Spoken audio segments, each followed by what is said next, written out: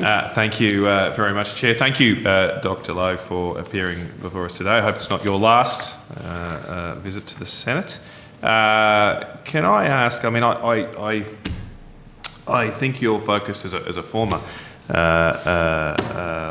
official in the Productivity Commission, I think your focus on supply-side economics is admirable, but that's not your day job. No. Your day job is to control the aggregate demand side, if you like, of the inflation equation. And to what extent are you and the Reserve Bank responsible for the first breakout in inflation we've had for decades? What extent are we responsible? As I said before, the half of it's due to the supply, what's going on the supply side, and the other half is due to the COVID response.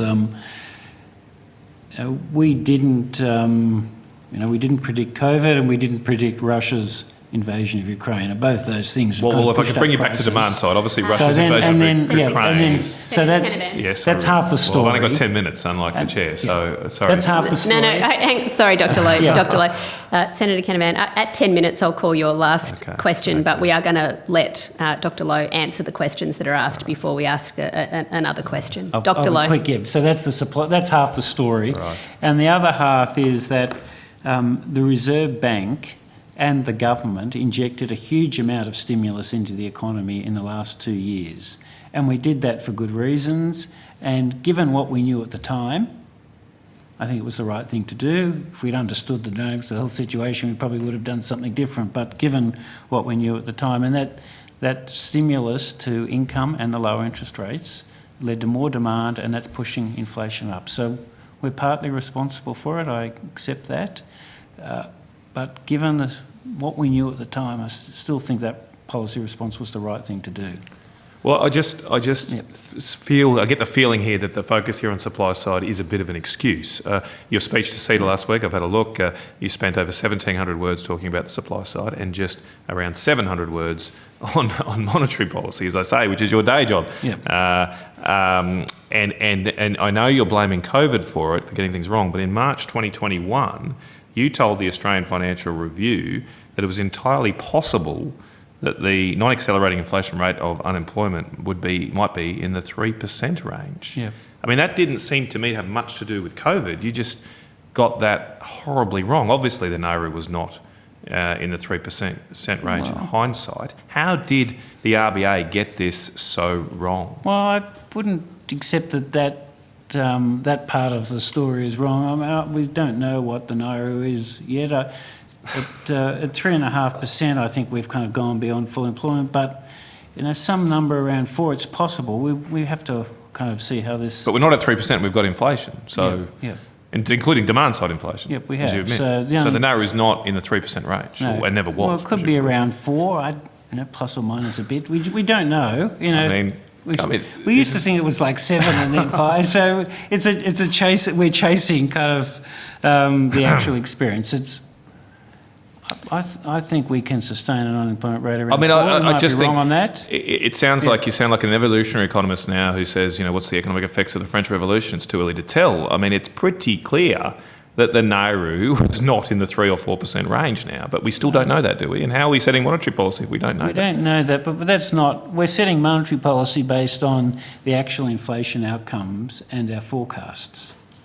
Right. So, that's the Nauru and kind of the equilibrium real interest rate. These concepts that the academics like to talk about are kind of useful frames of reference, but that's all that it is. Look, again, Dr. Lowe, I mean, you're saying the academics like to talk about that. I remember, and this article I'm quoting from in the Australian Financial Review in March 11th, 2021, RBA wants wage bounce before lifting rates. There was another article which said, you were quoted in, and the Treasury Secretary, Dr. Stephen Kennedy, more jobs can help the RBA fight the next recession.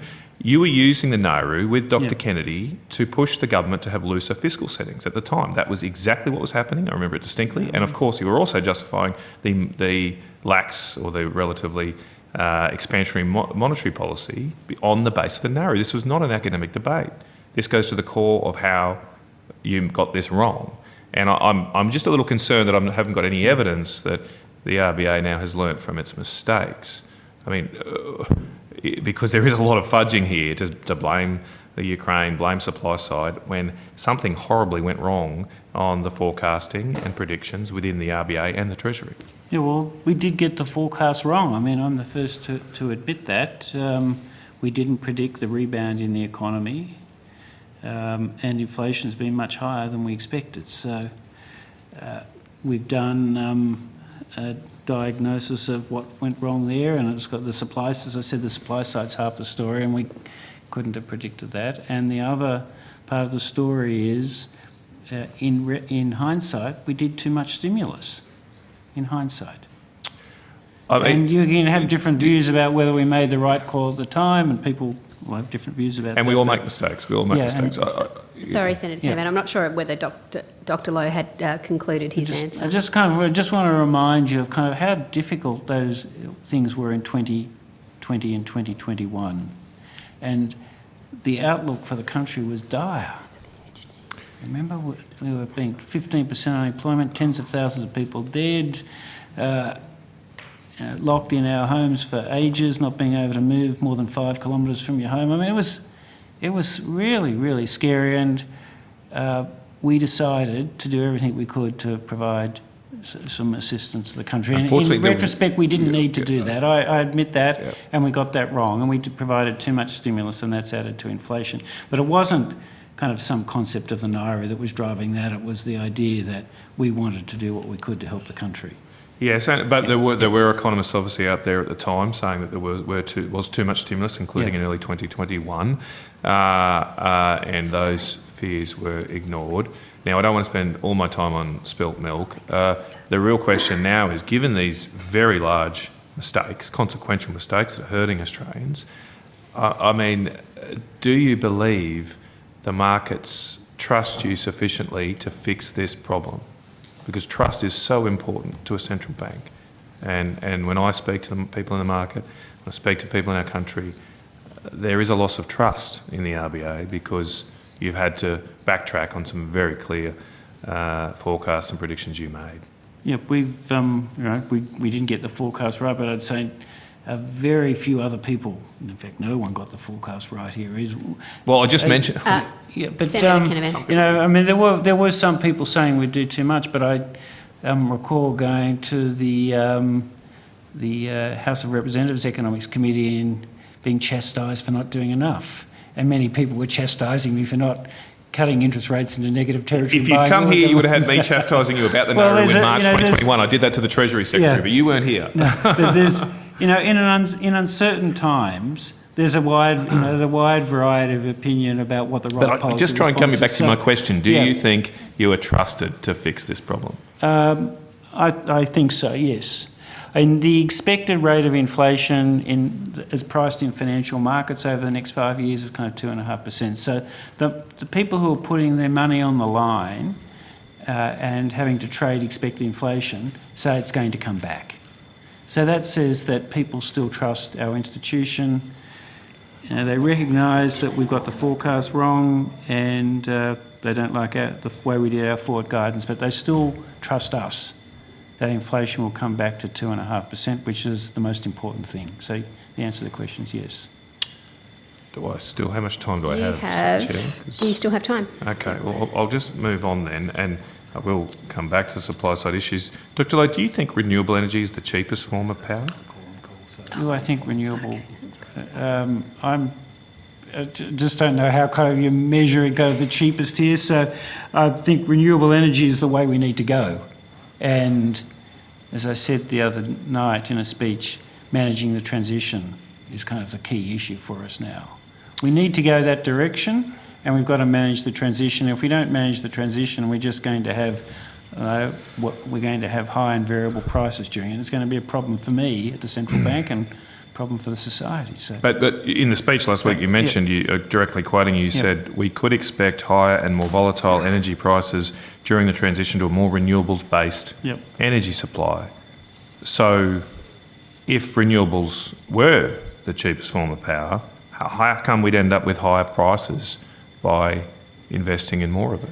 Well, hopefully in the end we end up with lower prices, but that's not the. We don't want to. We don't want to. We're not doing this transition to lower prices. We're doing it for the health of the planet. So we've got to make this transition. And So you accept that it's going to increase prices, though? That's what he said. I don't know in the long run. It's not my area of expertise. That once we've completed this transition, Last week.